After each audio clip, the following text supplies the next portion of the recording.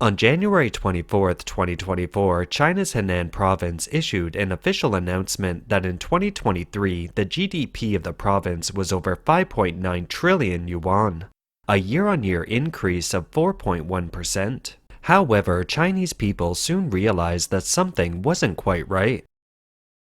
One person turned to the official newspaper Henan Daily from January 21, 2023. And found that on that day the party's media outlet published an article about the province's GDP growth. The headline read, "Leaping onto a new stage of 6 trillion, the province's GDP reached 6.13 trillion in 2022, a year-on-year increase of 3.1%. In other words, according to the official data, Henan's GDP in 2022 was over 6.1 trillion yuan. Its 2023 GDP was 220 billion yuan less, so the economic growth should be negative 3.6%. After the public outcry, the Henan government explained, "Since 2023, Henan has made great efforts to improve the data quality, increased its efforts to verify the statistical data, and amended the data of the same period of time in history in a realistic manner." After the final verification, the total value of Henan's GDP in 2022 was about 5.8 trillion yuan, which was 2.4% higher than that of the previous year. In other words, Henan changed its 2022 GDP figure downwards by more than 310 billion yuan, or over 43.5 billion. In recent years, Henan Province has become internationally known, thanks in large part to the 2022 incident in which the province's village banks ran into trouble. This was the scene. But the current situation is breaking their bottom line. That is, their money in the bank is gone, and it's not a small amount.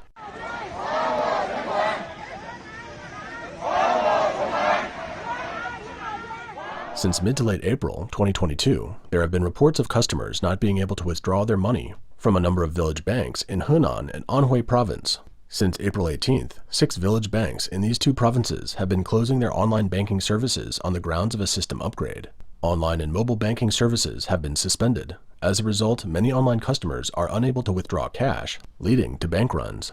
This incident involves more than 40 billion renminbi, or about $6 billion US. Until now, the online businesses of these banks hasn't been restored, and the customers' deposits seem to have vanished into thin air. Most of the affected customers are from outside the provinces, mainly from the more economically developed regions. Many of them bought financial products from those village banks a couple of years ago through online financial platforms such as the Chinese e-commerce giant, Jingdong Finance, with annual interest rates ranging from 4.1% to 4.9%. Without online access, not only are out-of-town customers unable to do banking, but their account balances have been reset to zero. Their hard-earned money has vanished.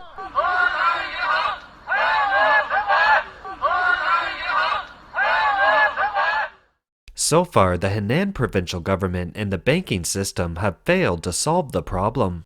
Instead, they are focusing on the people who allegedly created the problem. That is, the victims are now being chased and intimidated in all kinds of ways.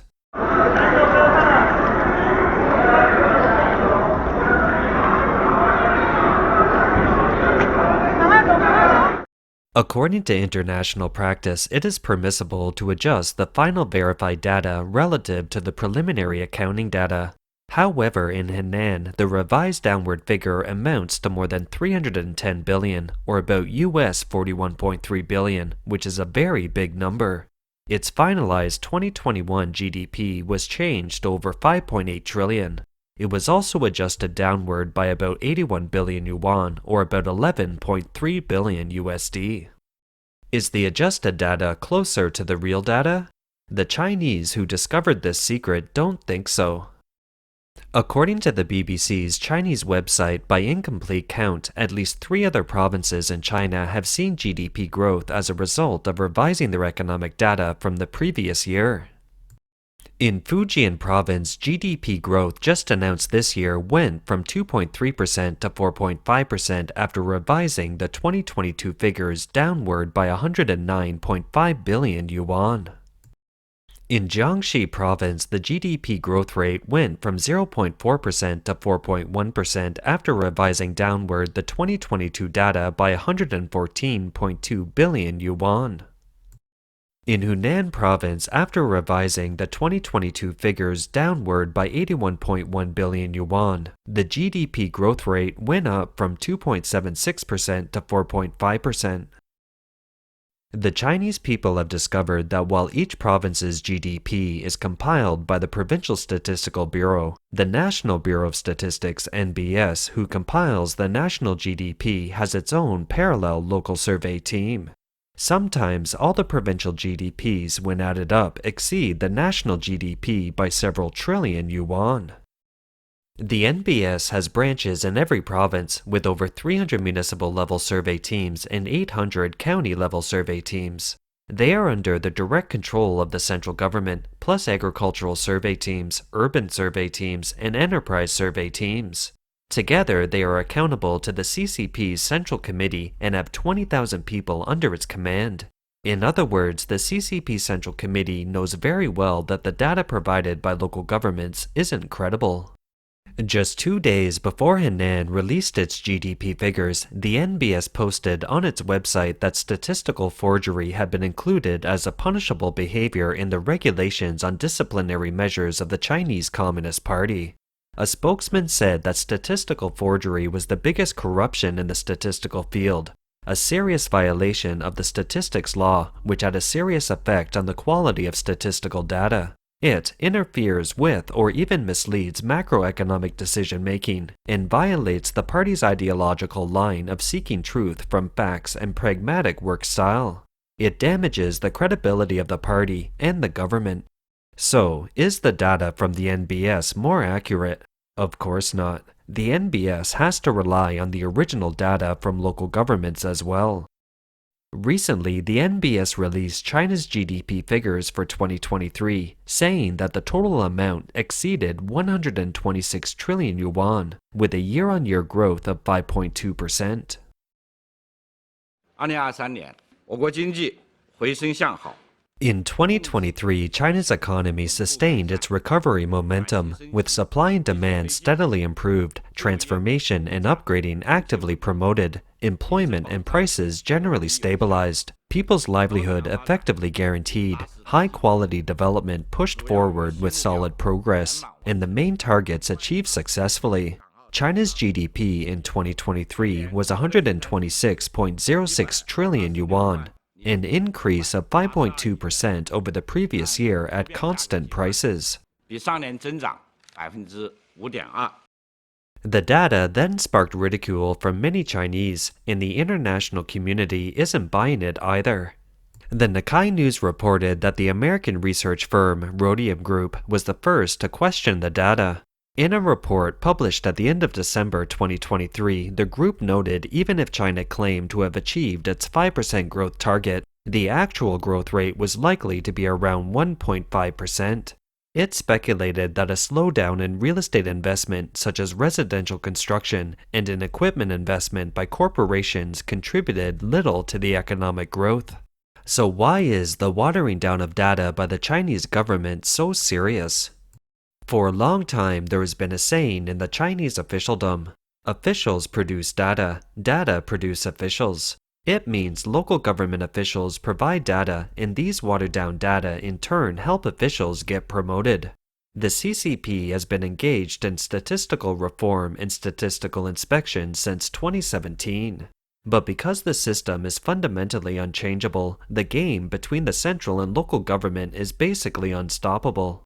So, the so-called statistical reform is only for show. In reality, the CCP's GDP falsification started with China's reform and opening up. Before that, China was a planned economy and didn't use the GDP figure. It used how many tons of steel, how many bicycles, sewing machines, how many tons of grain, etc. to tally things up for measurement. The switch to GDP as a measure of the national economy was also learned from the West, but it wasn't learned well. It wasn't long before the CCP started to use it as a tool to measure the performance of local officials and officials at all levels. It has been used as an incentive to attract foreign investment. These two elements have created the incentive to falsify the GDP from the central to the local level. The local level can show that it's doing well and has a good political record. And with the national falsifications, the CCP finds that the numbers can be used to attract foreign investment. Thus, over the last 20 or 30 years, the CCP has produced very bright numbers to attract foreign investment to invest in China continuously. It's not that the way of statistics is different between China and the West. It's that the system is different. Statistics is a way of describing what has already happened. The difference is that the CCP statistics is a control tool to serve politics. In the CCP's education system, there are no universal values, no standards of what's beautiful and ugly. Everything is class-based and everything serves politics. The growth figure is first determined by the top management in Beijing, and all people have to follow this figure. Local governments have to comply with it, and so do the local statistical bureaus. Otherwise, they aren't obeying the orders of the central government. Naturally, they won't get promoted. Therefore, the CCP statistics work the opposite way. There are benchmarks first, and then governments at all levels filling the numbers according to the benchmarks. As to how the statistics departments work the numbers, it's a matter for the departments below and the local governments.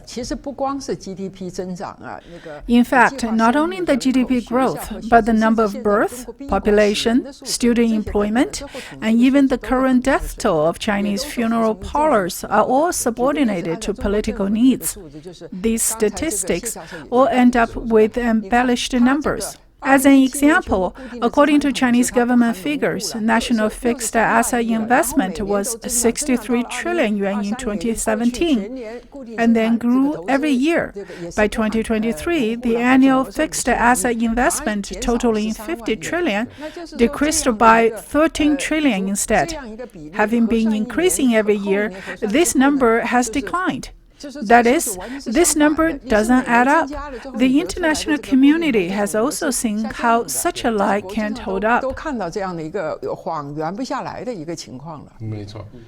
It's true that even if the MBS and the local governments cooperate or try to make their numbers coherent, they can't do it. For example, NBS claims that after final verification, GDP totaled 120 trillion in 2022. A decrease of 548.3 billion from the preliminary accounting.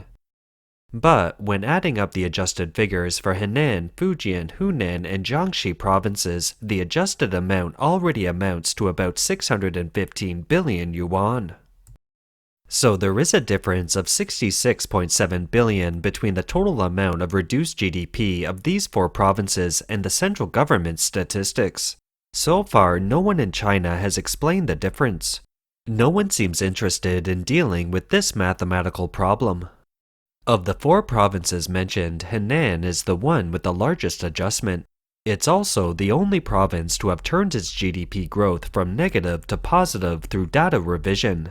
It's understandable because for the senior officials of Henan Province, the GDP in 2023 was negative no matter what they did. What were they supposed to do? They had no choice but to reduce the base figure from the previous year substantially. Otherwise, it wouldn't be in line with the spirit of the central government. In the midst of all kinds of economic difficulties, the CCP has asked the government and the media from the central to local levels, as well as the public opinion, to sing the bright theory of China's economy. If a large province declared a negative GDP growth, wouldn't it be a disgrace to the party and the country? It would also be against the instructions of the central government. Therefore, even though Henan's GDP figures have been exposed as falsified across China, the head of the province, that is, the party secretary, should have secured his job. Liu is also one of the close confidants of party leader Xi Jinping. He is sharing the worries for the central government and has thoughtfully falsified the economy of Henan Province for the bright side. So, to forge the GDP data wouldn't have any effect on his career. Since a provincial party secretary can do this, won't other local officials follow suit? In the face of such a situation, is there anything that the central government can do? Does the NBS have a solution? None. Do you know that the CCP has never actually allowed foreign, American market research firms to independently conduct research in China since the so-called reform and opening up? Just like in the social sciences, in the business sciences, we conduct market research and questionnaires. That's something that's very common in the West, and it's done almost every day. Why doesn't the CCP allow foreign market research companies to go to China to conduct surveys? Because once they do, if they use objective and accurate survey methods, they would expose China's GDP figures, inflation figures, per capita income figures, and all of these. That's why the CCP requires that all companies have to work with a local Chinese entity which is under the Ministry of Public Security, so that the CCP can continue to falsify these figures. Recently, Gallup was kicked out by the CCP. That is, there was no way for them to continue their work in China. It's foreseeable that from the local to the central level, if they continue to cheat with the figures, they will no doubt reach the highest level of deception. They will deceive themselves, choosing to believe the falsified data. Watch as this smiling official makes a presentation. He is the Vice Finance Minister of China. 2023年的财政收入 Fiscal revenues in 2023 show a resumption of growth. At the local level, the eastern, central, western, and northeastern regions grew by 6.7, 6.9, 10.7, and 12% respectively, and all of China's 31 provinces realized positive growth in revenue. Other officials aren't as psychologically strong as this vice finance minister. When announcing positive data to the public, they have worry written all over their faces, like this one. The Chinese economy sustained the momentum of recovery in 2023, with the economic aggregate in the entire year surpassing 126 trillion yuan, or 17.52 trillion, an increase of 5.2% over the previous year. Employment and prices remained basically stable in the year, and foreign exchange reserves exceeded 3.2 trillion US dollars as of the end of the year. As a result, China adequately fulfilled its main targets for economic and social development. China made solid progress in high-quality development in 2023. A total of 921,000 invention patents were granted in 2023 in China, where efforts were accelerated to build a unified national market and the business environment was further improved. More than 12 million new urban jobs are expected to have been added during the year, when the residents' incomes constantly increased. China's total output of grain in 2023 was 695.41 million tons, a record high. This was the 9th consecutive year for China to register a grain harvest of over 650 million tons. The energy supply was stable in 2023, further bolstering the foundations for safe development. Chinese scholars are having a hard time with the central government's call for a bright theory of China's economy. They have produced some clever pieces of writing. For example, one of the party media, Henan Daily, has this story. The headline reads, "China is expected to enter the high-income stage from 2024. The article stated that a scholar had recently claimed that China had already entered the middle to high-income stage, and that there was no doubt that it would enter the ranks of high-income countries in 6 or 7 years' time. According to the article, as long as there were no subversive mistakes in politics, no devastating blows to the economy, and no breakneck fluctuations in the system, a moderately prosperous society would be fully built by then in 2024. There is indeed nothing wrong with these lines. As long as there were no subversive mistakes in politics, no devastating blows to the economy, and no breakneck fluctuations in the system, a moderately prosperous society would be fully built by then, in 2024. The question is, has the politics of the CCP been full of mistakes, blows, and huge fluctuations? Nowadays, ordinary Chinese don't have the patience to play word games with experts. On January 31st, 2024, a blogger on China's social media intentionally rehashed a 2016 article from the People's Daily, the highest-ranking party media in China, to provoke the public. The headline read, "China is expected to enter the high-income stage from 2024 onwards." As a result, netizens exploded, and they began to curse or satirize in anger. One wrote, "At present, China has entered the upper middle income stage. I have only one word, piss off." Another wrote, "A per capita monthly income of 100,000 yuan or 15,000 is just around the corner. It's not like we haven't done it before. We just need to force people's tongues." Another commented, "The income of the rich and powerful has indeed been realized. In the past, several million yuan was an astronomical figure for corruption. But now, the corruption of the cadres at the department level is measured in tens of billions of yuan." Someone else wrote, "No matter how difficult your life is, the Bureau of Statistics will help you raise your income." In line with the CCP's bright theory of the economy, recently a well-known TV host on China national television asked an expert, "Chinese people are afraid to spend money and are reluctant to do so. What do you think about making people willing to spend money?" It was a clever question with the established premise that the Chinese people have money. The audience didn't take the bait, and they fired back angrily. One of them, a video of a smiling lady's response, quickly went viral at home and abroad. Let's take a look at the tearful response of this ordinary Chinese mother. Hello, Teacher Bai Yansong. I am the common people you're talking about in your program. Why is it that we common people aren't willing to spend money? It's not that we don't want to spend money, but we really don't have money.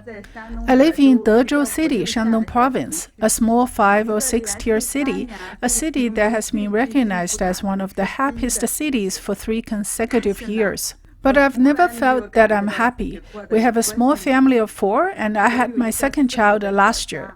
I stay at home to look after my 2 kids, dropping off and picking up my older one from school and taking care of my baby.